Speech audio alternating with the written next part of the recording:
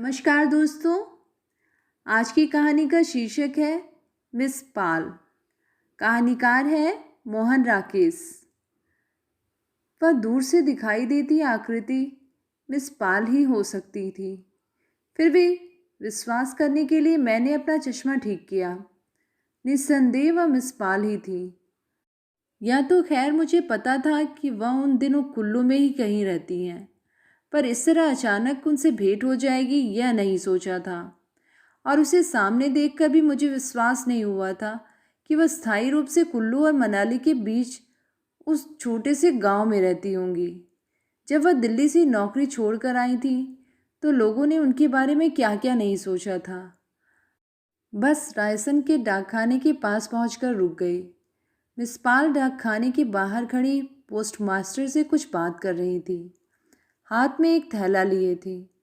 बस के रुकने पर न जाने किस बात के लिए पोस्टमास्टर को धन्यवाद देती हुई वह बस की तरफ मुड़ी। तभी मैं उतरकर उनके सामने पहुंच गया। एक आदमी के अचानक सामने आ जाने से मिस पाल थोड़ा अचकचा गई, मगर मुझे पहचानते ही उनका चेहरा खुशी और उत्साह से खिल गया। रणजीत तुम? उसने कहा। तुम यहाँ कहाँ से टपक पड़े? मैं इस बस से मनाली से आ रहा हूँ, मैंने कहा। अच्छा, मनाली तुम कब से आए हुए थे? 8-10 दिन हुए आया था। आज वापस जा रहा हूँ। आज ही जा रहे हो? मिस पाल के चेहरे से उत्साह गायब हो गया।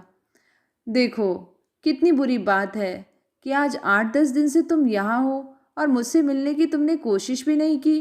तुम्हें यह तो पता ही था कि मैं आजकल कुल्लू में ही हूँ। हाँ, यह तो पता था, पर यह नहीं पता था कि कुल्लू के किस हिस्से में हो। अब भी तुम अचानक ही दिखाई दे गई। नहीं, मुझे कहाँ से पता चलता कि तुम इस जंगल को आबाद कर रही हो। सचमुच बहुत बुरी बात है, मिस पाल उलाहने के स्वर में बोली। तुम इतने दिनों से यहाँ हो और मुझसे तुम्हारी भेंट हुई आज जाने के वक्त। ड्राइवर जोर जोर से हॉर्न बजाने लगा। मिस पाल ने कुछ चिढ़कर ड्राइवर की तरफ देखा और एक साथ झिड़कने और क्षमा मांगने के स्वर में कहा, बस जी 1 मिनट, मैं भी इसी बस से कुल्लू चल रही हूँ। मुझे कुल्लू की एक सीट दे दीजिए। Thank you very much. और फिर मेरी तरफ मुड़कर बोली, तुम इस बस से कहाँ तक जा रहे हो? आज तो इस बस से जोगिंदर नगर जाऊँगा। वहाँ एक दिन रहकर कल सुबह आगे की बस पकड़ूंगा। ड्राइवर अब और जोर से हॉर्न बजाने लगा। मिस पाल ने एक बार क्रोध और बेबसी के साथ उसकी तरफ देखा और बस के दरवाजे की तरफ बढ़ती हुई बोली, अच्छा, कुल्लू तक तो हम लोगों का साथ है ही, और बात कुल्लू पहुंचकर करेंगे। मैं तो कहती हूँ कि तुम 2-4 दिन रुको, फिर चले जाना। बस में पहले ही बहुत भीड़ थी। 2-3 आदमी वहाँ से और बढ़ गए, जिससे अंदर खड़े होने की जगह भी नहीं रही थी। मिस पाल दरवाजे से अंदर आने लगी तो कंडक्टर ने हाथ बढ़ाकर उसे रोक दिया। मैंने कंडक्टर से बहुतेरे कहा कि अंदर मेरी वाली जगह खाली है। मिस पाल वहाँ बैठ जाएंगी और मैं भीड़ में किसी तरह खड़ा होकर चला जाऊंगा। मगर कंडक्टर एक बार जिद पर अड़ा तो अड़ा ही रहा और सवारी वह नहीं ले सकता। मैं अभी उससे बात कर ही रहा था कि ड्राइवर ने बस स्टार्ट कर दी। मेरा सामान बस में था, इसलिए मैं दौड़कर चलती बस में सवार हो गया। दरवाजे से अंदर जाते हुए मैंने एक बार मुड़कर मिस पाल की तरफ देख लिया। इस तरह अचकचाई सी खड़ी थी जैसे कोई उनके हाथ से उनका सामान छीनकर भाग गया हो और उसे समझ ना आ रहा हो कि उसे अब क्या करना चाहिए। बस हल्के हल्के मोड़ काटती हुई कुल्लू की तरफ बढ़ने लगी। मुझे अफसोस होने लगा कि मिस पाल को बस में जगह नहीं मिली तो मैंने ही क्यों ना अपना सामान वहाँ उतरवा लिया। मेरा टिकट जोगिंदर नगर का था, पर यह जरूरी नहीं था कि उस टिकट से जोगिंदर नगर तक जाऊँ ही। मगर मिस पाल से भेंट कुछ ऐसे आकस्मिक ढंग से हुई थी कि और निश्चय करने के लिए समय इतना कम था कि मैं यह बात उस समय सोच भी नहीं सका था। थोड़ा सा भी समय और मिलता तो मैं ज़रूर कुछ देर के लिए वहाँ उतर जाता। उतने समय में तो मिस पाल से कुशल समाचार भी नहीं पूछ सका था, हालांकि मन में उनके संबंध में कितना कुछ जानने की उत्सुकता थी। उसके दिल्ली छोड़ने के बाद लोग उसके बारे में जाने क्या क्या बातें करते रहे थे। किसी का ख्याल था कि उसने कुल्लू में एक रिटायर्ड अंग्रेज मेजर से शादी कर ली है और मेजर ने अपने सेब की बगीचे उनके नाम कर दिए हैं। किसी की सूचना थी कि उसे यहाँ सरकार की तरफ से वजीफ़ा मिल रहा है और वह करती वर्ती कुछ नहीं, बस घूमती और हवा खाती है। कुछ ऐसे लोग भी हैं जिनका कहना था कि मिस पाल का दिमाग खराब हो गया है और सरकार उसे इलाज के लिए अमृतसर पागलखाने में भेज रही है। मिस पाल एक दिन अचानक अपनी लगी हुई 500 की नौकरी छोड़कर चली आई थी। उससे लोगों में उसके बारे में तरह तरह की कहानियां प्रचलित थीं। जिन दिनों मिस पाल ने त्यागपत्र दिया, मैं दिल्ली में नहीं था, लंबी छुट्टी लेकर बाहर गया था। मगर मिस पाल की नौकरी छोड़ने के कारण मैं काफ़ी हद तक जानता था। वह सूचना विभाग में हम लोगों के साथ काम करती थी और राजेंद्र नगर में हमारे घर से 10-12 घर छोड़कर रहती थी। दिल्ली में भी उसका जीवन काफ़ी अकेला था, क्योंकि दफ्तर के ज़्यादातर लोगों से उसका मनमुटाव था और बाहर के लोगों से वह मिलती बहुत कम थी। दफ्तर का वातावरण उसे अपने अनुकूल नहीं लगता था। वह वहाँ एक एक दिन जैसे गिन कर काटती थी। उसे हर एक से शिकायत थी कि वह घटिया किस्म का आदमी है, जिसके साथ उसका बैठना उठना नहीं हो सकता। ये लोग इतने ऊंचे और बेईमान हैं, वह कहा करती, इतनी छोटी और कमीनी बातें करते हैं कि मेरा इनके बीच काम करते हर वक्त दम घुटता रहता है। जाने क्यों ये लोग इतनी छोटी छोटी बातों पर एक दूसरे से लड़ते हैं और अपने छोटे छोटे स्वार्थों के लिए एक दूसरे को कुचलने की कोशिश करते रहते हैं। मगर उस वातावरण में उसके दुखी रहने का मुख्य कारण दूसरा था, जिसे वह मुंह से स्वीकार नहीं करती थी। लोग इस बात को जानते थे, इसीलिए जानबूझकर उसे छेड़ने के लिए कुछ न कुछ कहते रहते थे। बुखारिया तो रोज ही उसके रूप रंग पर कोई न कोई टिप्पणी कर देता था। क्या बात है मिस पाल, आज रंग बहुत निखर रहा है। दूसरी तरफ से जोरावर सिंह बात जोड़ देता, आजकल मिस पाल पहले से स्लिम भी हो रही हैं। मिस पाल इन संकेतों से बुरी तरह परेशान उठती और कई बार ऐसे मौक़ों पर कमरे से उठकर चली जाती। उसकी पोशाक पर भी लोग तरह तरह की टिप्पणी करते रहते थे। वह शायद अपने मोटापे की क्षतिपूर्ति के लिए ही बाल छोटे कटवाती थी, बगैर बाँ की कमीजें पहनती थी। बनाव श्रृंगार से चिढ़ जाने पर भी रोज़ काफ़ी समय मेकअप पर खर्च करती थी। मगर दफ्तर में दाखिल होते ही उसे किसी न किसी के मुंह से ऐसी बात सुनने को मिल जाती थी, मिस पाल इस नई कमीज का डिज़ाइन बहुत अच्छा है, आज तो गजब ढा रही हो। मिस पाल को इस तरह की हर बात दिल में चुभ जाती थी। जितनी देर दफ्तर में रहती, उसका चेहरा गंभीर बना रहता। जब 5 बजते तो वह इस तरह अपनी मेज़ से उठती जैसे कई घंटों की सज़ा भोगने के बाद उसे छुट्टी मिली हो। दफ्तर से उठकर वह सीधी अपने घर चली जाती और अगले दिन सुबह दफ्तर के लिए निकलने तक वहीं रहती। शायद दफ्तर के लोगों से तंग आ जाने की वजह से ही वह और लोगों से भी मेलजोल नहीं रखना चाहती थी। मेरा घर पास होने की वजह से, या शायद इसलिए कि दफ्तर के लोगों में एक मैं ही था जिसने उसे कभी शिकायत का मौका नहीं दिया था। वह कभी शाम को हमारे यहाँ चली आती थी। मैं अपनी बुआ के पास रहता था और मिस पाल मेरी बुआ और उनकी लड़कियों से काफ़ी घुल मिल गई थी। कई बार घर के कामों में वह उनका हाथ भी बटा देती थी। किसी दिन हम उसके यहाँ चले जाते थे। वह घर में समय बिताने के लिए संगीत और चित्रकला का अभ्यास करती थी। हम लोग पहुँचते तो उसके कमरे से सितार की आवाज़ आ रही होती या वह रंग और कूचियाँ लेकर किसी तस्वीर से उलझी होती। मगर जब वह इन दोनों में से कोई भी काम ना कर रही होती तो अपने तख्त पर बिछे मुलायम गद्दे पर 2 तकियों के बीच लेटी छत को ताक रही होती। उसके गद्दे पर जो झीना रेशमी कपड़ा बिछा रहता था, उसे देखकर मुझे बहुत चिढ़ होती थी। मन करता था उसे खींचकर बाहर फेंक दूं। उसके कमरे में सितार, तबला, रंग, कैनवस, तस्वीरें, कपड़े तथा नहाने और चाय बनाने का सामान इस तरह उलझे बिखरे रहते थे कि बैठने के लिए कुर्सियों का उद्धार करना एक समस्या हो जाती थी। कभी मुझे उसके झीने रेशमी कपड़े वाले तख्त पर बैठना पड़ जाए तो मुझे मन में बहुत परेशानी होती। मन करता है कि जितनी जल्दी हो वहाँ से उठ जाऊं। मिस पाल अपने कमरे के चारों तरफ खोज कर जाने कहाँ से एक चायदानी और 3-4 टूटी प्यालियाँ निकाल लेती और हम लोगों को फर्स्ट क्लास बोहेमियन कॉफ़ी पिलाने की तैयारी करने लगती। कभी वह हम लोगों को अपनी बनाई तस्वीरें दिखाती और हम तीनों, मैं और मेरी दोनों बहनें, अपना अज्ञान छिपाने के लिए उनकी प्रशंसा कर देते। मगर कई बार वह हमें बहुत उदास मिलती और ठीक ढंग से बात भी ना करती। मेरी बहनें ऐसे मौके पर उससे चिढ़ जाती और कहती कि वे उसके यहाँ फिर नहीं आएंगी, मगर मुझे ऐसे अवसर पर मिस पाल से ज़्यादा सहानुभूति होती।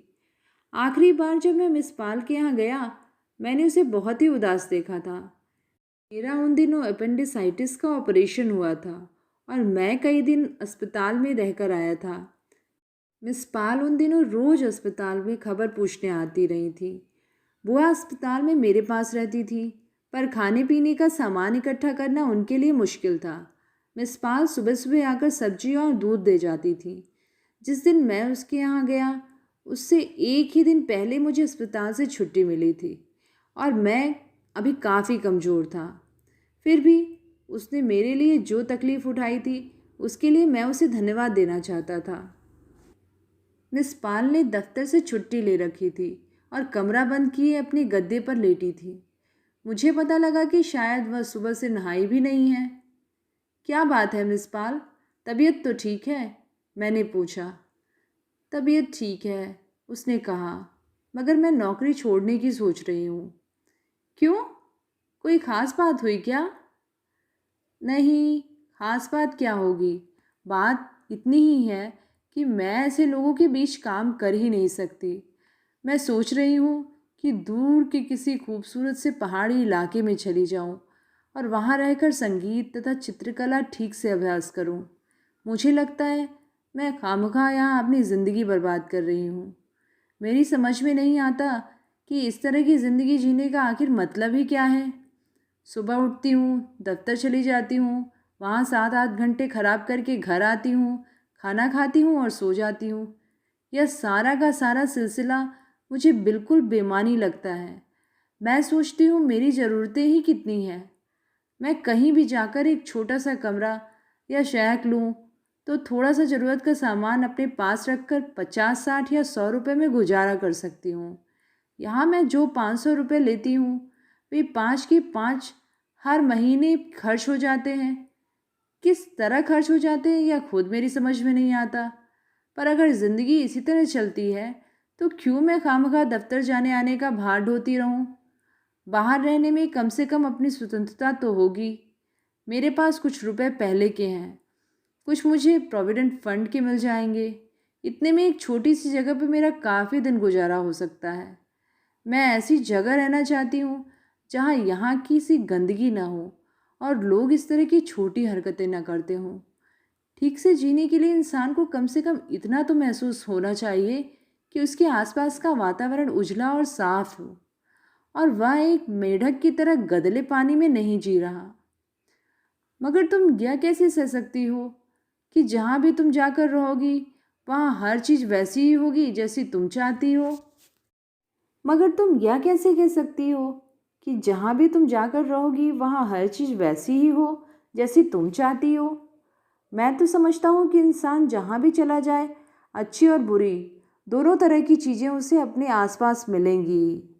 तुम यहाँ के वातावरण से घबराकर कहीं और जाती हो तो वह कैसे कहा जा सकता है कि वहाँ का वातावरण भी तुम्हें ऐसा ही नहीं मिलेगा?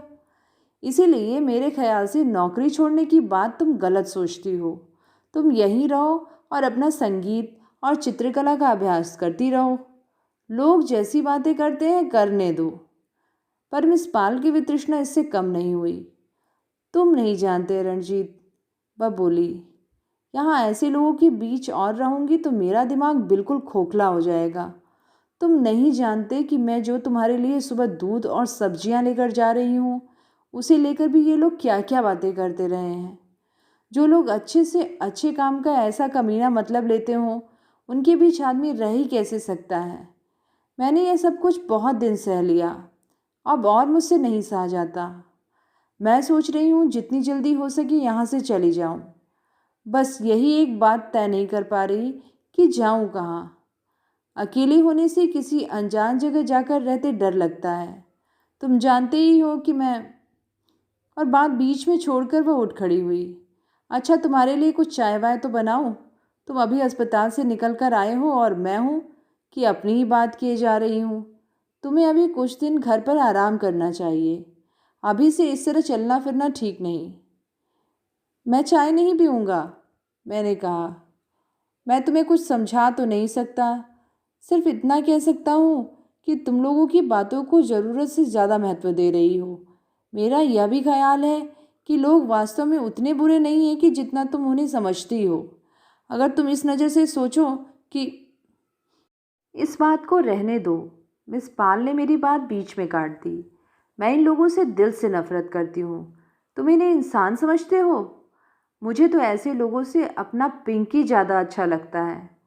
यह उन सब से कहीं ज़्यादा सभ्य है।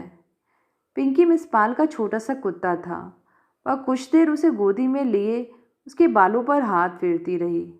मैंने पहले भी कई बार देखा था कि वह उस कुत्ते को एक बच्चे की तरह प्यार करती हैं और उसे खाना खिलाकर बच्चों की तरह ही तौलिए से उसका मुंह पोंछती हैं। मैं कुछ देर बाद वहाँ से उठकर चला तो मिस पाल पिंकी को गोदी में लिए मुझे बाहर दरवाजे तक छोड़ने आई। अंकल को टाटा करो, वह पिंकी की अगली टांग हाथ से हिलाती हुई बोली। टाटा टाटा। मैं लंबी छुट्टी से वापस आया तो मिस पाल त्यागपत्र देकर जा चुकी थी। वह अपने बारे में लोगों को इतना ही बताकर गई थी कि वह कुल्लू के किसी गांव में बसने जा रही हैं। बाकी बातें लोगों की कल्पना ने अपने आप जोड़ ली थी। बस प्यास के साथ साथ मोड़ काट रही थी। मेरा मन हो रहा था कि लौटकर रायसन चला जाऊं। मैं मनाली में 10 दिन अकेला रहकर ऊब गया था और मिस पाल थी कि कई महीने से वहाँ रहती थी। मैं जानना चाहता था कि वह अकेली वहाँ कैसा महसूस करती हैं और नौकरी छोड़ने के बाद से उसने क्या क्या कुछ कुछ कर डाला। यूं एक अपरिचित स्थान पर किसी पुराने परिचित से मिलने और बात करने का अपना ही आकर्षण होता है। बस जब कुल्लू पहुंच चुकी तो मैंने अपना सामान वहां उतरवा कर हिमाचल राज्य परिवहन के दफ्तर में रखवा दिया और रायसन के लिए वापसी की पहली बस पकड़ ली। बस ने 15-20 मिनट में मुझे रायसन के बाजार में उतार दिया। मैंने वहाँ एक दुकानदार से पूछा कि मिस पाल कहाँ रहती हैं। मिस पाल कौन है भाई? दुकानदार ने अपने पास बैठे युवक से पूछा। वह तो नहीं, वह कटे बालों वाली मिस। हाँ हाँ, वही होंगी। दुकान में और भी 4-5 व्यक्ति थे। उन सब की आंखें मेरी ओर घूम गईं। मुझे लगा जैसे वह मन में यह तय करना चाह रहे हों कि कटे बालों वाली मैम से मेरा किस तरह का रिश्ता होगा। चलिए, मैं आपको उसके यहाँ छोड़ आता हूँ, कहकर युवक दुकान से उतर आया। सड़क पर मेरे साथ चलते हुए उसने पूछा, क्यों भाई साहब, यह मिस क्या अकेली ही हैं या? हाँ, अकेली ही है। कुछ देर हम लोग चुप रहकर चलते रहे। फिर उसने पूछा, आप उसके क्या लगते हैं? मुझे समझ नहीं आया कि मैं उसको क्या उत्तर दूं। पल भर सोचकर मैंने कहा, मैं उसका रिश्तेदार नहीं हूँ, उसे वैसे ही जानता हूँ। सड़क से बाईं तरफ थोड़ा ऊपर को जाकर हम लोग एक खुले मैदान में पहुँच गए। मैदान चारों तरफ से पेड़ों से घिरा था और बीच में 5-6 जालीदार कॉटेज बने थे जो बड़े बड़े मुर्गी खानों जैसे लगते थे। लड़का मुझे बताकर कि उनमें पहला कॉटेज मिस पाल का है, वहाँ से लौट गया। मैंने जाकर कॉटेज का दरवाज़ा खटखटाया। कौन है? अंदर से मिस पाल की आवाज़ सुनाई दी। एक मेहमान है मिस, दरवाज़ा खोलो। दरवाज़ा खुला है, आ जाइए। मैंने दरवाज़ा धकेल कर खोल दिया। मिस पाल ने एक चारपाई पर अपना गद्दा लगा रखा था और उसी तरह 2 तकियों के बीच लेटी थी जैसे दिल्ली में अपने तख्त पर लेटी रहती थी। सिरहाने के पास एक खुली हुई पुस्तक रखी थी। मैं देखकर तय नहीं कर सका कि वह पुस्तक पढ़ रही थी या लेटी हुई सिर्फ छत की तरफ देख रही थी। मुझे देखते ही वह चौंक कर बैठ गई। अरे तुम? हाँ मैं। तुमने सोचा भी नहीं होगा कि गया आदमी फिर वापस भी आ सकता है। बहुत अजीब आदमी हो तुम। वापस आना था तो उसी समय क्यों नहीं उतर गए? बजाय इसके कि शुक्रिया अदा करो जो 7 मील जाकर वापस चला आया हूँ। शुक्रिया अदा करती अगर तुम उसी समय उतर जाते और मुझे बस में अपनी सीट ले लेने देते। मैंने ठहाका लगाया और बैठने के लिए जगह ढूंढने लगा। वहाँ भी चारों तरफ वही बिखराव और अव्यवस्था थी। हर चीज़ अपनी जगह पर नहीं थी। एक कुर्सी ऊपर से नीचे तक मैले कपड़ों से लदी थी, दूसरी पर कुछ रंग बिखरे थे और एक प्लेट रखी थी जिसमें बहुत सी कीलें पड़ी थी। बैठो, मैं झट से तुम्हारे लिए चाय बनाती हूँ। मिस पाल व्यस्त होकर उठने लगी। अभी मुझसे बैठने को तो कहा नहीं और चाय की फिक्र करने में चली गई। मैंने कहा, मुझे बैठने की जगह बता दो और चाय वाय रहने दो। इस वक्त तुम्हारी बोहेमियन चाय पीने का जरा मन नहीं है तो मत पियो। मुझे कौन झंझट करना अच्छा लगता है। बैठने की जगह मैं अभी बनाए देती हूँ। और कपड़े अपड़े हटाकर उसने एक कुर्सी खाली कर दी। बाईं तरफ एक बड़ी सी मेज थी। उस पर इतनी चीज़ें पड़ी थी कि कहीं कोहनी रखने तक की जगह नहीं थी। मैंने बैठकर टांगें फैलाने की कोशिश की तो पता चला कि कपड़ों के ढेर के नीचे मिस पाल ने अपने बनाए खाके रखे हैं। मिस पाल फिर से अपने बिस्तर में तकियों के सहारे बैठ गई। मैंने सिगरेट सुलगाने के लिए मेज से दिया सलाई की डिबिया उठाई, मगर खोलते ही वापस रख दी। डिबिया में दिया सलाई नहीं थी, गुलाबी सा रंग भरा था। मैंने चारों तरफ नज़र दौड़ाई, मगर और डिबिया कहीं दिखाई नहीं दी।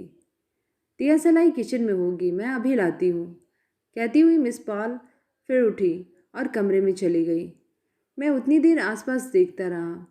मुझे फिर उस दिन की याद हो आई जिस दिन मैं मिस पाल के घर देर तक बैठा रहा, उससे बातें करता रहा था।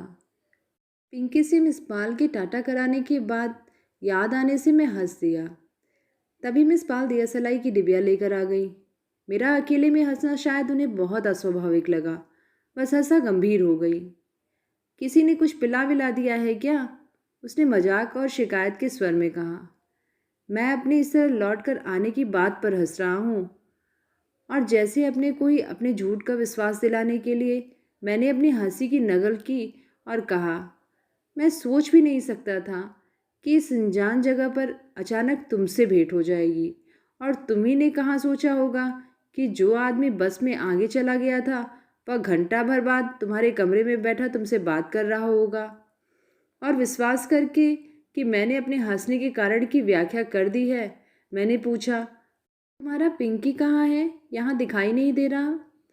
मिस पाल पहले से भी गंभीर हो गई। मुझे लगा उसका चेहरा अब काफ़ी रूखा लगने लगा है। आंखों में लाली भर रही थी, जैसे कई रात से वह ठीक से सोई न थी। पिंकी को यहाँ आने के बाद एक रात सर्दी लग गई थी। उसने अपनी उसास दबाकर कहा। मैंने उसे कितनी ही गर्म चीज़ें खिलाईं, पर वह 2 दिन में चलता बना। मैंने विषय बदल दिया।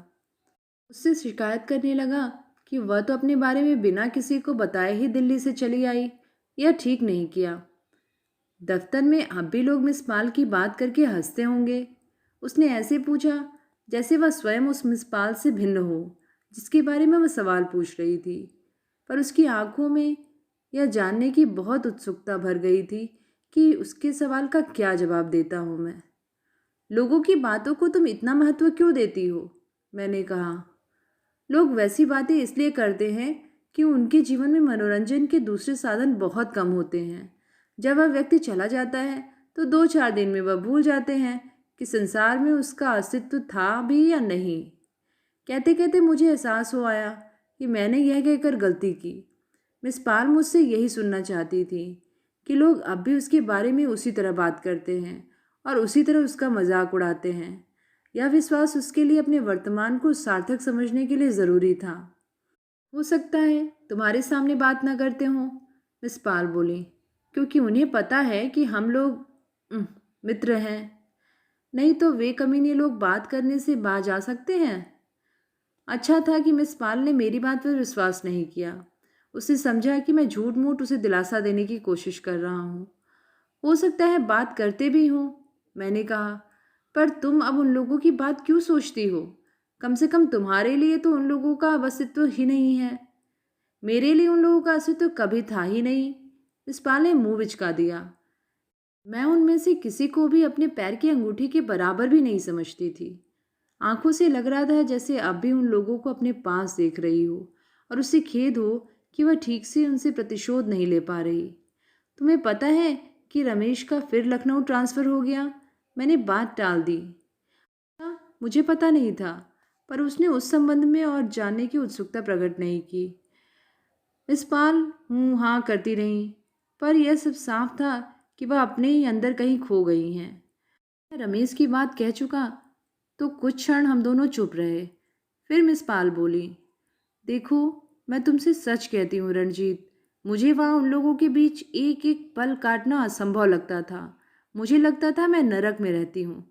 तुम्हें पता है, मैं दफ्तर में किसी से बात करना भी पसंद नहीं करती थी। मैं सुबह मनाली से बिना नाश्ता किए चला गया था, इसीलिए मुझे भूख लगाई थी। मैंने बात को रोटी के प्रकरण पर लाने के लिए उचित समझा। मैंने उससे पूछा कि उसने खाने की क्या व्यवस्था कर रखी है, खुद बनाती है या कोई नौकर रख रखा है। तुम्हें भूख तो नहीं लगी? मिस पाल अब दफ्तर के माहौल से बाहर निकल आई। लगी हो तो उधर मेरे साथ किचन में चलो। जो कुछ बना है इस वक्त तो तुम्हें उसी में से थोड़ा बहुत खा लेना होगा। शाम को मैं तुम्हें ठीक से बना कर खिलाऊंगी। मुझे तुम्हारे आने का पता होता तो मैं इस वक्त भी कुछ और चीज़ बना रखती। यहाँ बाजार में कुछ मिलता ही नहीं। किसी दिन अच्छी सब्जी मिल जाए तो समझो बड़े भाग्य का दिन है। कोई दिन होता है जिस दिन एक आध अंडा मिल जाता है। शाम को मैं तुम्हारे लिए मछली बनाऊंगी। यहाँ की ट्राउट बहुत अच्छी होती है, मगर मिलती बहुत मुश्किल से है। मुझे खुशी हुई कि मैंने सफलतापूर्वक बात का विषय बदल दिया। मिस पाल बिस्तर से उठ खड़ी हुई। मैंने भी कुर्सी से उठते हुए कहा, आओ चलकर तुम्हारा रसोई घर तो देख लूँ। इस समय मुझे कसकर भूख लगी है, इसीलिए जो कुछ भी बना है वह मुझे ट्राउट से अच्छा लगेगा। शाम को मैं जोगिंदर नगर पहुँच जाऊँगा। मिस पाल दरवाजे से बाहर निकलती हुई सहसा रुक गईं। तुम्हें शाम को जोगिंदर नगर ही पहुँचना है तो लौट कर क्यों आए थे? यह बात तुम गांठ में बांध लो कि आज मैं तुम्हें यहाँ से नहीं जाने दूंगी। तुम्हें पता है, इन 3 महीनों में तुम मेरे यहाँ पहले ही मेहमान आए हो। मैं तुम्हें आज कैसे जाने दूंगी? तुम्हारे साथ कुछ सामान वामान भी है या ऐसे ही चले आए थे? मैंने उसे बताया कि मैं अपना सामान राज्य परिवहन के दफ्तर में छोड़ आया हूँ और उससे कह आया हूँ कि 2 घंटे में मैं लौट आऊँगा। अभी पोस्ट मास्टर से वहाँ टेलीफोन करा दूंगी। कल तक तुम्हारा सामान यहाँ ले आएंगे। कम से कम 1 सप्ताह यहाँ रहोगे, समझे? मुझे पता होता कि तुम मनाली में आए हो तो मैं भी कुछ दिन के लिए वहाँ चली आती। आजकल तो मैं यहाँ। खैर, तुम पहले उधर तो आओ, नहीं भूख के मारे ही यहाँ से भाग जाओगे। फिर मिस पाल ने जल्दी जल्दी स्टोव जलाया और सब्जी की पतीली उस पर रख दी। मैंने पूछा, 2 आदमियों का खाना है भी या दोनों को ही भूखे रहना पड़ेगा? खाना बहुत है, मिस पाल झुककर पतीली में देखती हुई बोली। क्या क्या है? मिस पाल कलछी से पतीली में टटोल कर देखने लगी। बहुत कुछ है, आलू भी है, बैगन भी है और शायद शायद बीच में एक आध टिंडा भी है। यह सब्जी मैंने परसों बनाई थी। परसों? मैं ऐसे चौंक गया जैसे मेरा माथा सहसा किसी चीज़ से टकरा गया हो। मिस पाल कलछी चलाती रही। हर रोज़ तो नहीं बना पाती हूँ। रोज़ बनाने लगूँ तो बस खाना ही बनाने की हो रहूँ। अपने अकेले के लिए रोज़ बनाने का उत्साह भी तो नहीं होता। कई बार तो मैं सप्ताह भर का खाना एक साथ बना लेती हूँ और निश्चिंत हो जाती हूँ। कहो तो तुम्हारे लिए मैं अभी ताज़ा बना दूँ। तो चपातियाँ भी क्या परसों की ही बना रखी हैं? मैं अनायास कुर्सी से उठ खड़ा हुआ। आओ, इधर आकर देख लो, खा सकोगे या नहीं। वह कोने में रखे हुए बेत के संदूक के पास चली गई। मैं भी उनके पास पहुंच गया। मिस पाल ने संदूक का ढकना उठा दिया। संदूक में 25-30 खुश्क चपाती पड़ी थी। सूख कर उन सब ने कई प्रकार की आकृतियां धारण कर ली थी। मैं संदूक के पास से आकर फिर कुर्सी पर बैठ गया। तुम्हारे लिए ताज़ा चपातियाँ बना देती हूँ, मिस पाल एक अपराधी की तरह देखती हुई बोली। नहीं नहीं, जो कुछ बना रखा है वही खाएंगे। मगर अपनी इस भलमनसाहत के लिए मेरा मन अंदर ही अंदर कुढ़ रहा था। मिस पाल संदूक का ढक्कन बंद करके स्टोव के पास चली गई। सब्जी 3 दिन से ज़्यादा नहीं चलती। बाद में मैं जैम, प्याज और नमक से काम चलाती हूँ। यहाँ आलूचे बहुत मिल जाते हैं, इसीलिए मैंने बहुत सारे आलूचे का जैम बना रखा है। खाकर देखो, अच्छा जैम है। ठहरो, तुम्हें प्लेट देती हूँ। फिर जल्दी से बाहर चली गई और कमरे में किलो वाली प्लेट खाली करके ले आई। गिलास वह आकर बोली, सरसों का तेल रखा है, तुम प्याले से ही काम ले लोगे क्या?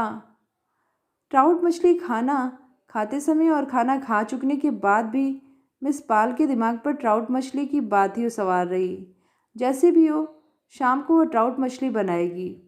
उसकी हट की वजह से मैंने उससे कह दिया था कि मैं अगले दिन सुबह तक वहाँ रह जाऊँगा। मिस पाल ने आगे का फैसला अगले दिन पर छोड़ दिया था। उसे शाम के लिए कई और चीज़ों का इंतज़ाम करना था। खाने के बाद हम लोग घूमने के लिए निकले तो पहले वह मुझे साथ बाज़ार में ले गई। हटवार के बाद भी घी नहीं था। उसके लिए मिस पाल ने पोस्टमास्टर से अनुरोध किया कि वह अपने घर से उसे शाम के लिए आधा सेर घी भिजवा दे। अगले दिन कुल्लू से लाकर लौटा देगी। उससे उसने यह भी कहा कि अपने घर के थोड़े से फ्रेंच बीन भी उतरवा कर उसे भेज दे, और कोई मछली वाला उधर से गुजरे तो उसके लिए सेर भर ट्राउट ले रखे। अरवाल साहब, मैं आपको बहुत तकलीफ़ देती हूँ। चलने से पहले 7-8 बार उन्हें धन्यवाद देकर बोली, मगर देखिए मेरे मेहमान आए हुए हैं और यहाँ ट्राउट के अलावा कोई अच्छी चीज़ मिलती नहीं। देखती हूँ अगर बाली मुझे मिल जाए तो मैं उसे कहूँगी कि वह मुझे दरिया से एक मछली पकड़ दे, मगर बाली का कोई भरोसा नहीं। आप ज़रूर मेरे लिए ले रखिएगा। मैंने मिसेस एटकिंसन को भी कह दिया है, उन्होंने भी ले ली तो मैं आज और कल दोनों दिन बना लूँगी। ध्यान रखिएगा, कई बार मछली वाला आवाज़ नहीं लगाता और ऐसे ही निकल जाता है। Thank you very much. मेरे सामान के लिए उसने कुल्लू फ़ोन भी करा दिया। अब सड़क पर चलते हुए वह सुबह के नाश्ते की बात करने लगी। रात को तो ट्राउट हो जाएगा, मगर सुबह नाश्ता क्या बनाया जाए? डबल रोटी यहाँ नहीं मिलेगी, नहीं तो मैं तुम्हें शहद के टोस्ट ही बनाकर खिलाती। अच्छा खैर, देखो, एक दिन पहले वर्षा हुई थी, इसीलिए व्यास खूब बढ़ी हुई थी। सामने दरिया पार करने का झूला था। झूले की चरखियाँ घूम रही थीं, रस्सियाँ इकट्ठी हो रही थीं। झूला 2 व्यक्तियों को लिए हुए इस पार से उस पार जा रहा था। सहसा झूले में बैठे हुए दोनों व्यक्ति ही करके हंसने लगे, जैसे किसी को चिढ़ा रहे हों। फिर उनमें से एक ने जोर से छींक दिया। झूला उस पार पहुंच गया और वे व्यक्ति उसी तरह हंसते और छींकते हुए उससे उतर गए। झूला छोड़ दिया गया और उसकी रस्सियां इस सिरे से उस सिरे तक आधी गोलाई में फैल गईं।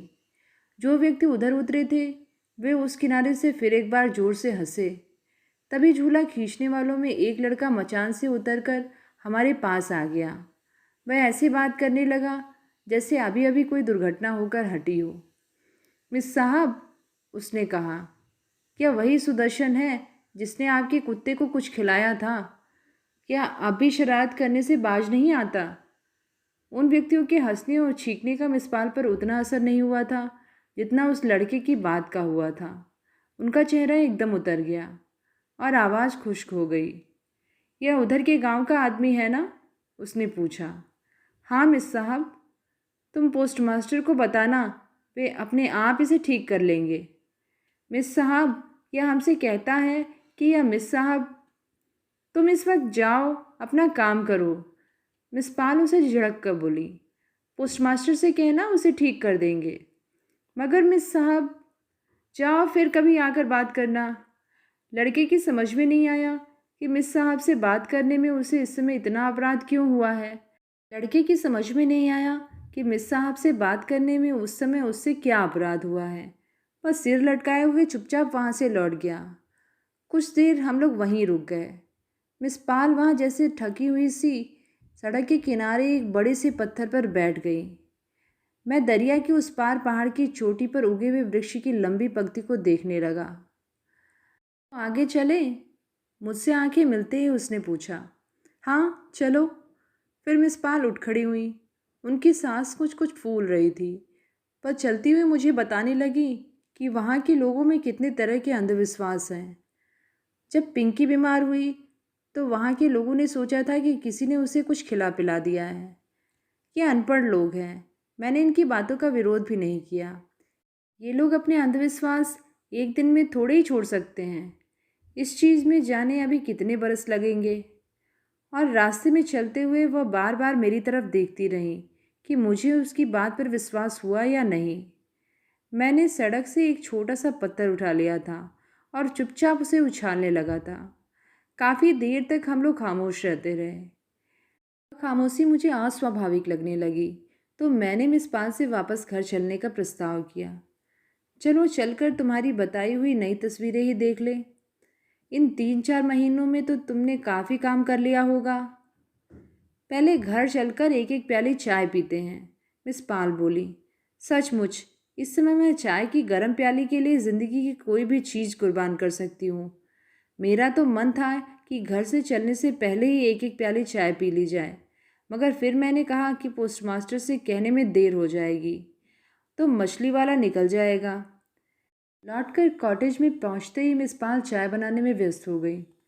वह आते हुए काफ़ी थक गई थी, क्योंकि जरा सी चढ़ाई चलने में ही उनकी सांस फूलने लगती थी, मगर वह जरा देर भी सुस्ताने के लिए नहीं रुकी। चाय के लिए उसकी यह व्यस्तता मुझे बहुत अस्वाभाविक लगी, शायद इसलिए कि मुझे खुद चाय की ज़रूरत महसूस नहीं हो रही थी। मिस पाल इस तरह चम्मचों और प्यालियों को ढूंढने के लिए परेशान हो रही थी जैसे उसके 10 मेहमान चाय का इंतज़ार कर रहे हों और उसे समझ ना आ रहा हो कि कैसे जल्दी से सारा इंतज़ाम करे। मैं घूमकर कमरे में और बरामदे में लगी हुई तस्वीरों को देखने लगा। जिस जिस तस्वीर पर मेरी नज़र गई वह पहले भी मैंने देखी हुई थी। जाने क्यों मिस पाल अपने चित्रों के लिए सदा ऐसे ही चेहरे चुनती हैं जो किसी न किसी रूप में विकृत हों। मैंने सारा कमरा और बरामदा घूम लिया। दो एक अधूरी तस्वीरों को छोड़कर मुझे एक भी नई चीज़ दिखाई नहीं दी। मैंने रसोई घर में जाकर मिस पाल से पूछा, उसकी नई तस्वीरें कहाँ हैं? अजी छोड़ो भी, मिस पाल प्यालियाँ धोती हुई बोली। चाय की प्याली पीकर हम लोग ऊपर की तरफ घूमने चलेंगे। ऊपर एक पुराना मंदिर है, वहाँ का पुजारी तुम्हें ऐसे ऐसे किस्से सुनाएगा कि तुम सुनकर हैरान रह जाओगे। एक दिन वह बता रहा था कि यहाँ कुछ मंदिर ऐसे हैं जहाँ लोग पहले तो देवता से वर्षा के लिए प्रार्थना करते हैं, मगर बाद में अगर देवता वर्षा नहीं देता तो उसे हिडिंबा के मंदिर में ले जाकर रस्सी से लटका देते हैं। है नहीं मज़ेदार बात? तो देवता तुम्हारा काम ना करे, उसे फांसी लगा दो। मैं कहती हूँ रणजीत, यहाँ के लोगों में इतने अंधविश्वास हैं कि क्या कहा जाए। ये लोग अभी तक जैसे कौरवों पांडवों के ज़माने में ही जीते हैं। आज के ज़माने से इनका कोई संबंध ही नहीं है। और एक बार उड़ती नज़र से मुझे देखकर वह चीनी ढूंढने में व्यस्त हो गई। अरे चीनी कहाँ चली गई? अभी हाथ में थी और अभी ना जाने कहाँ रख दी। देखो कैसी भुलक्कड़ हो गई हूँ। मेरा तो बस एक ही इलाज है कि कोई हाथ में छड़ी लेकर मुझे ठीक करे। यह भी कोई रहने का ढंग है जैसे मैं रहती हूँ? तुमने यहाँ के कुछ लैंडस्केप नहीं बनाए?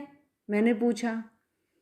तस्वीरें तो बहुत ही शुरू की थी पर अभी तक पूरी नहीं कर सकी, मिस पाल जैसे उस मुश्किल स्थिति से बचने का प्रयत्न करती हुई बोली। अब किसी दिन लगकर सबकी सब तस्वीरें पूरी करूँगी। तारपीन का तेल भी ख़त्म हो गया था, किसी दिन जाकर लाना है। दिनों से सोच रही थी कि मंडी जाकर कैनवस और रंग भी ले आऊं। अब जाऊंगी किसी दिन तो सारे काम एक साथ ही करूंगी। बात करते हुए मिस पाल की आंखें झुकी जा रही थी, जैसे वह अपने ही सामने किसी चीज़ के लिए अपराधी हूँ और लगातार बात करके अपने अपराध के अनुभव को छिपाना चाहती हूँ। उसने चाय की प्याली मेरे हाथ में दे दी तो मेरे मुंह से कोई बात नहीं निकली और मैं चुपचाप छोटे छोटे घूंट भरने लगा। मेरे मन में उस समय इस तरह की जड़ता ने घेर लिया था। कहाँ मिस पाल के बारे में दिल्ली के लोगों की सुनी हुई बातें और कहाँ उसके जीवन की यह एकांत विडंबना। ट्राउट मछली मिस पाल की सारी परेशानी के बावजूद उस दिन उसे मिली नहीं। पोस्टमास्टर ने बताया कि मछली वाला उस दिन नहीं आया। दुकान मालिक का चौकीदार मछली पकड़ने के लिए राजी नहीं हुआ। मिसेज एंटकिंसन के बच्चों ने एक मछली पकड़ी, मगर उसके पति ने उस दिन खास तौर पर मछली की कतलियों के लिए कहा था, इसलिए वह अपनी मछली मिस पाल को नहीं दे सकती थी।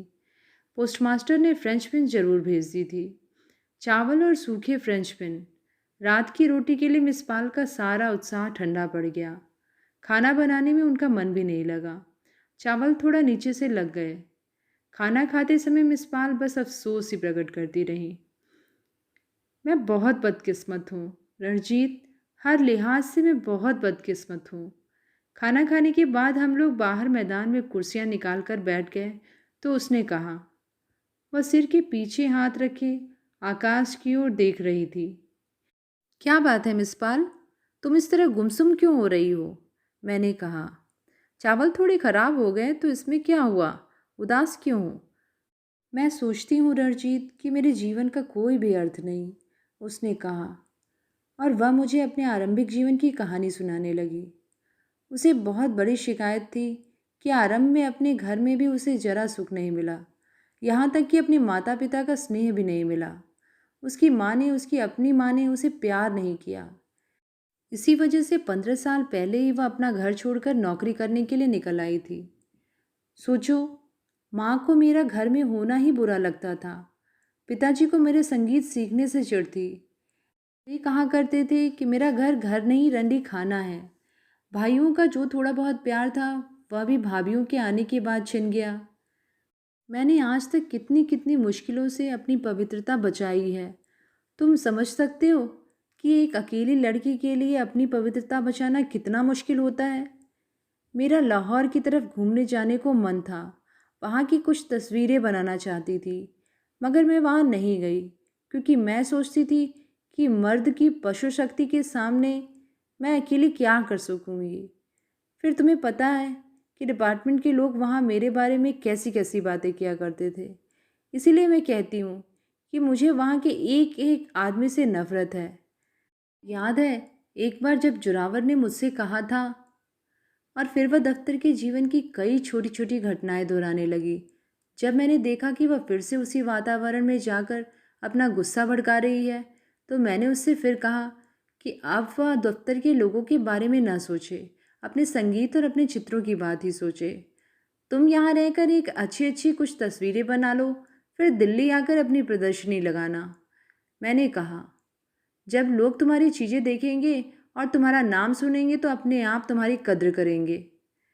ना, मैं प्रदर्शनी अदर्शनी की किसी चक्कर में नहीं पड़ूंगी। मिस पाल उसी तरह सामने की तरफ देखती हुई बोली। तुम जानते ही हो इन सब चीज़ों में कितनी पॉलिटिक्स चलती है। मैं उस पॉलिटिक्स में नहीं पड़ना चाहती। मेरे पास अभी 3-4 हज़ार रुपये हैं जिससे मेरा काफ़ी दिन गुजारा चल सकता है। जब ये रुपए चुक जाएंगे तो। और वह जैसे कुछ सोचती हुई चुप हो गई। मैं आगे की बात सुनने के लिए बहुत उत्सुक था, मगर मिस पाल कुछ देर बाद कंधे हिलाकर बोली, तो भी कुछ न कुछ हो ही जाएगा, अभी वह वक्त आए तो सही। बादल ऊंचा उठा रहा और वातावरण में ठंडक बढ़ती जा रही थी।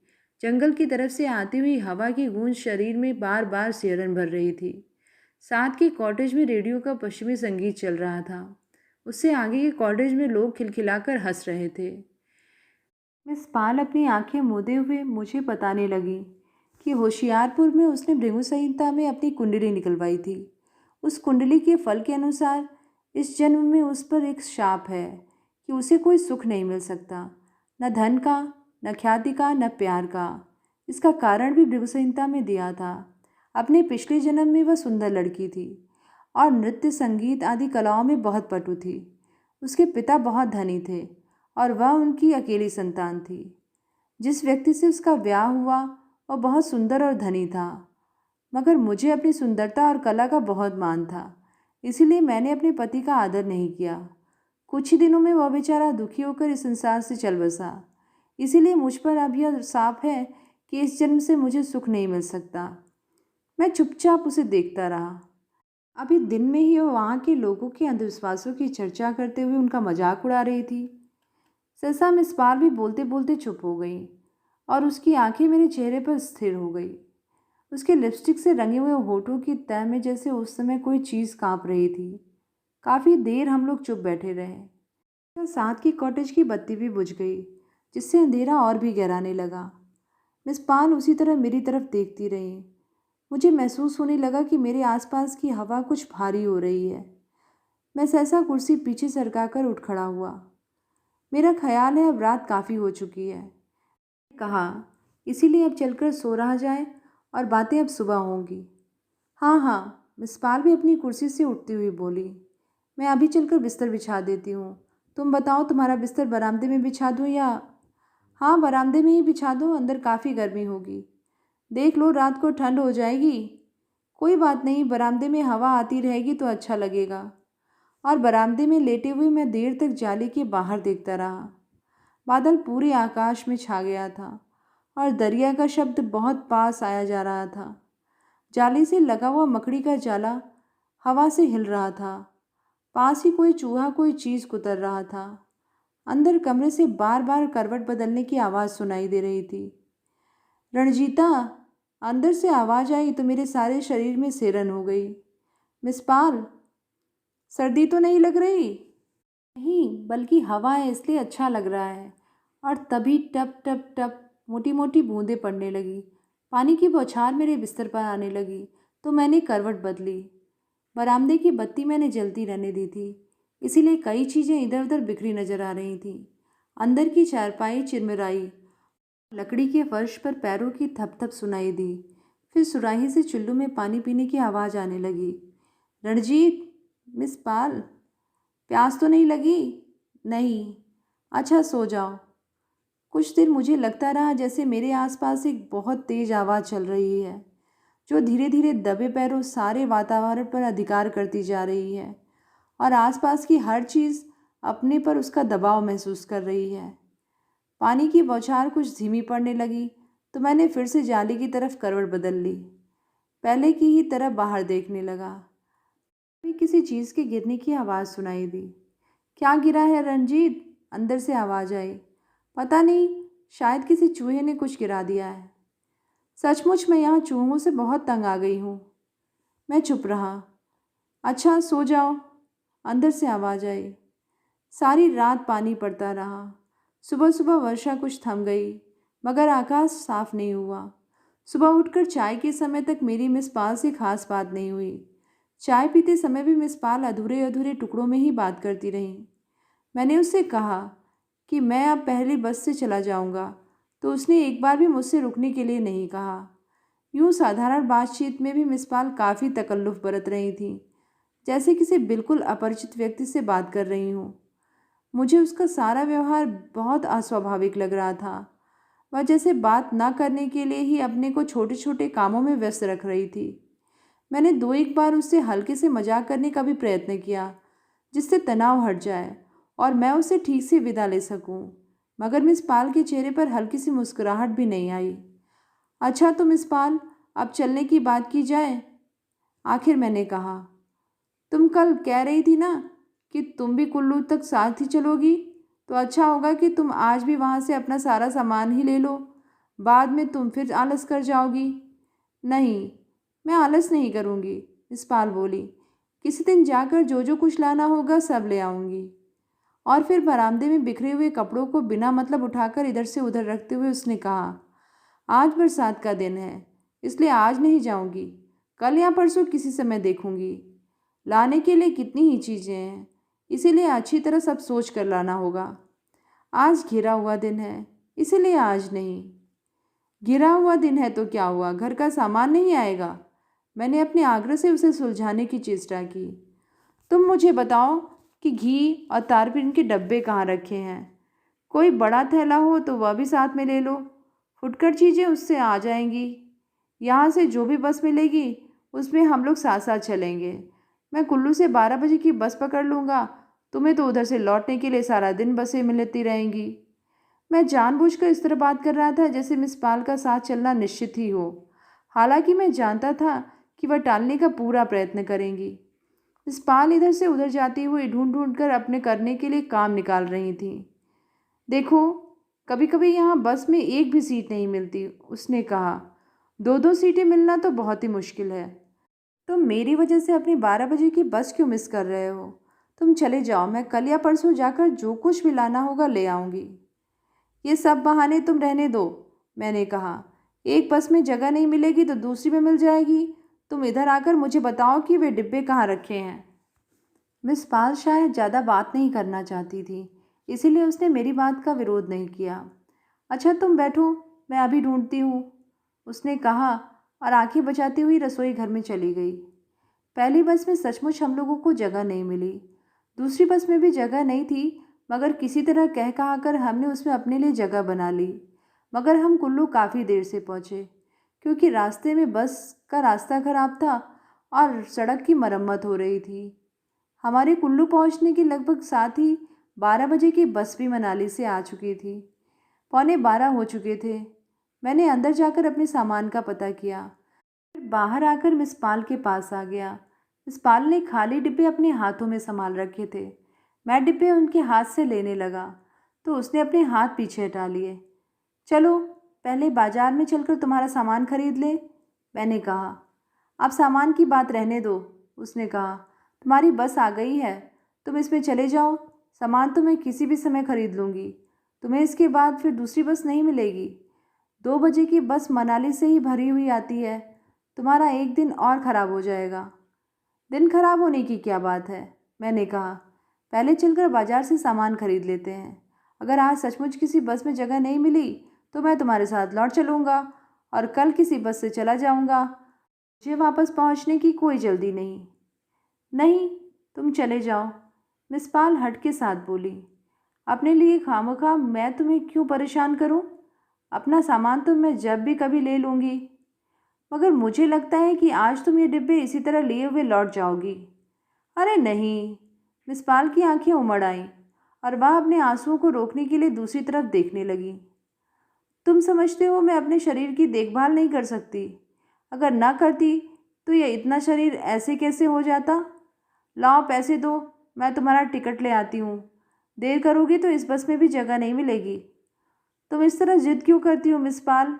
मुझे जाने की सचमुच ऐसी कोई जल्दी नहीं, मैंने कहा। मैंने तुमसे कहा है तुम पैसे निकालो, मैं तुम्हारा टिकट ले आऊँ। मगर नहीं, तुम रहने दो। कल का तुम्हारा टिकट मेरी वजह से ख़राब हुआ है। मैं फिर तुमसे पैसे किस लिए मांग रही हूँ? और वह डिब्बे वहीं रखकर झटपट टिकट घर की तरफ बढ़ गई। ठहरो मिस पाल, मैंने असमंजस में अपना बटुआ जेब से निकाल लिया। तुम रुको, मैं अभी आ रही हूँ। तुम उतनी देर में अपना सामान निकलवा कर ऊपर रखवा लो। मेरा मन उस समय ना जाने कैसा हो रहा था, फिर भी मैंने अंदर से अपना सामान निकलवाया और बस की छत पर रखवा लिया। मिस पाल तब तक टिकट घर के बाहर ही खड़ी थी। शनिवार होने के कारण उस दिन स्कूल से जल्दी छुट्टी हो गई थी और बहुत से बच्चे बस से लटकाए सुल्तानपुर की पहाड़ी से नीचे आ रहे थे। कई बच्चे बस की सवारियों को देखने के लिए वहां आसपास जमा हो रहे थे। मिस पाल उस समय प्याजी रंग की सलवार कमीज पहने थी और ऊपर काला दुपट्टा लिए थी। उन कपड़ों की वजह से उसका शरीर पीछे से और भी फैला हुआ लगता था। बच्चे एक दूसरे से आगे होते हुए टिकट घर के नज़दीक जाने लगे। मिस पाल टिकट घर की खिड़की पर झुकी हुई थी। एक लड़के ने धीरे से आवाज़ लगाई, कमाल है भाई, कमाल है। इस पर आसपास खड़े बहुत से बच्चे हंस दिए। मुझे लगा जैसे किसी ने मेरे भारी मन पर एक और बड़ा पत्थर डाल दिया हो। बच्चे सब के सब टिकट घर के आसपास जमा हो गए थे और आपस में खुसर फुसर कर रहे थे। मैं उनसे कुछ कह भी नहीं सकता था क्योंकि उससे मिस पाल का ध्यान खामोखा उनकी तरफ चला जाता। मैं उधर से अपना ध्यान हटाकर दरिया की तरफ आते हुए लोगों को देखने लगा। फिर भी बच्चों की खुसर फुसर मेरे कानों में पड़ती रही। 2 लड़कियां बहुत धीरे धीरे आपस में बात कर रही थीं। मर्द है? नहीं, औरत है। तू सिर के बाल देख, बाकी शरीर देख, मर्द है। तू कपड़े देख और सब कुछ देख, औरत है। आओ बच्चों आओ, पास आकर देखो। आओ बच्चों आओ, पास आकर देखो।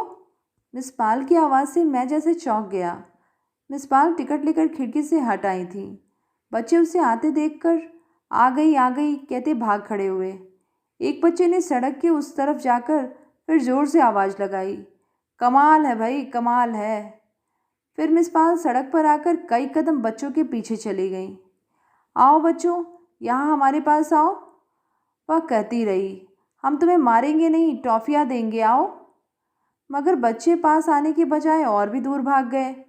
मिस पाल कुछ देर तक सड़क के बीच रुकी रहीं, फिर लौटकर मेरे पास आ गई। उस समय उसके चेहरे का भाव बहुत विचित्र लग रहा था।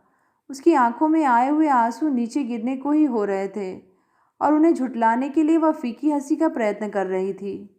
उसने अपने होठों को जाने किस तरह काटा था कि एकाध जगह से उसकी लिपस्टिक नीचे फैल गई थी। उसकी घिसी हुई कमीज की सीवनें कंधे के पास से खुल गई थीं। खूबसूरत बच्चे थे नहीं? उसने आंखें झपकाते हुए कहा। मैंने उसकी बात का समर्थन करने के लिए सिर हिलाया तो मुझे लगा कि मेरा सिर पत्थर की तरह भारी हो गया हो।